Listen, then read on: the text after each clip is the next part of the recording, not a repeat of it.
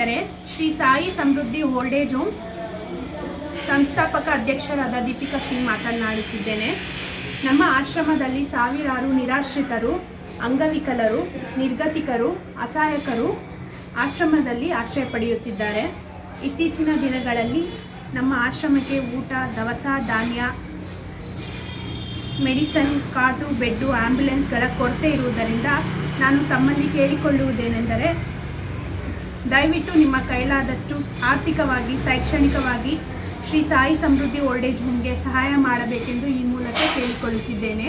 ನಮ್ಮ ವೆಬ್ಸೈಟ್ ಮುಖಾಂತರ ಮತ್ತು ಫೋನ್ ನಂಬರ್ ಮುಖಾಂತರ ನಮ್ಮನ್ನು ತಲುಪಬಹುದು. ಹಾಗೂ ನಮ್ಮ ಫೇಸ್ಬುಕ್, ಇನ್ಸ್ಟಾಗ್ರಾಮ್, ಯೂಟ್ಯೂಬ್ ಚಾನಲ್ಗೆ ಸಬ್ಸ್ಕ್ರೈಬ್ ಮಾಡಿ, ಆದಷ್ಟು ಶೇರ್ ಮಾಡಿ.